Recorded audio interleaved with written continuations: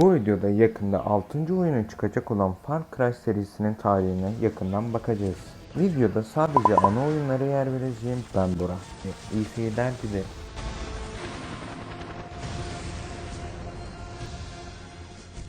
Far Cry serisi oyun dünyası nişancı türündeki ilk oyunculardan biridir. Seride şu ana kadar toplamda 14 oyun bulunmaktadır. Tabii ki de Far Cry 6'yı sayarsak. İlk oyun Almanya'da 3 Türk kardeşler tarafından kurulan Crytek stüdyoları tarafından geliştirilmiş ve 23 Mart 2004 tarihinde Ubisoft tarafından yayınlanmıştır.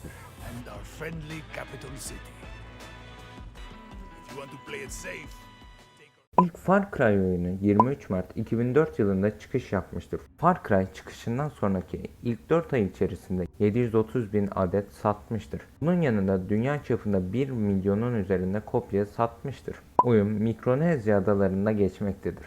İlk oyun PC, PlayStation 3 ve Xbox 360 platformlarına çıkış yapmıştır.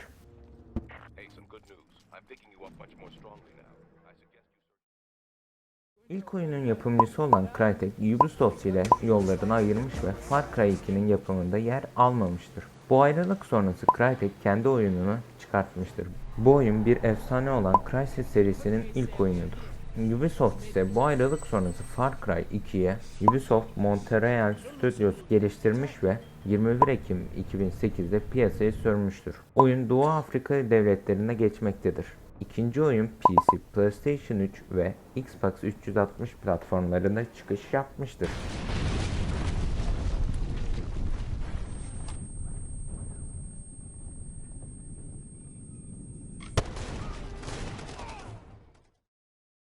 Far Cry 3, Ubisoft Montreal'ın geliştirdiği, Ubisoft'un yayınladığı video oyunudur. Seri olarak 2008 yapımı Far Cry 2'nin devam oyunudur.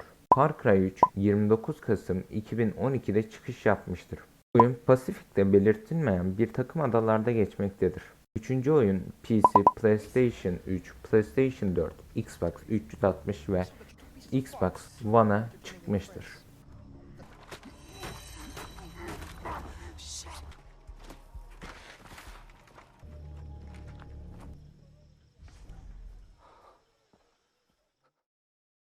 Serinin dördüncü oyunu olan Far Cry 4 tekrardan Ubisoft Montreal tarafından geliştirilmiş ve Ubisoft tarafından 18 Kasım 2014 tarihinde yayınlanmıştır. Oyun kurgusal bir Himalaya ülkesinde olan Kayrat'ta geçmektedir.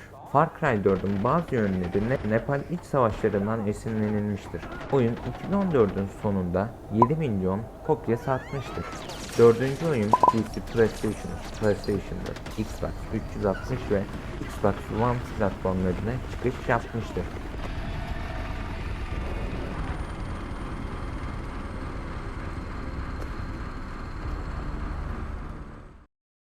Far Cry 5, Ubisoft Montreal ve Ubisoft Toronto tarafından geliştirilen ve Ubisoft tarafından 27 Mart 2018 tarihinde yayınlanmış serinin 5. oyunudur. Oyun Amerika Birleşik Devletleri'nde yer alan Montana eyaletinin kurgusal bir bölgesi olan Hope Country'de geçmektedir. Serinin 5. oyunu PC, PlayStation 4 ve Xbox One platformlarına çıkış yapmıştır. Locusts in our garden. See, they've come for me. They've come to take me away from you. They've come to destroy. Serinin en yeni üyesi Far Cry 6, Ubisoft Toronto tarafından geliştirilen ve Ubisoft tarafından yayınlanacak olan en yeni Far Cry oyunudur. Oyun 7 Ekim 2021'de piyasaya sürülmesi planlanmaktadır. Oyun Yarıadası denilen tropik bir alanda geçmektedir. Serinin en yeni oyunu PC, PlayStation 4, PlayStation 5, Xbox One, Xbox Series S, Series X, Amazon Luna ve Google Stadia platformlarına sunulması planlanıyor. Bir önceki video gibi bu videoyu da telefondan yapmak zorunda kaldım. Hala yaşadığım ile geri dönmedim. Yanımda iyi bir bilgisayar olmadığı için telefondan yapıyorum. İzlediğiniz için teşekkürler. Bana destek olmak istiyorsanız kanala abone olup videoyu beğenebilirsiniz. Aşağıda diğer sosyal medya adreslerimin linkleri de var. Onlara da bakarsanız çok sevinirim. Bir sonraki videoda görüşmek üzere. Kendinize iyi bakın. Görüşürüz. Bay bay. with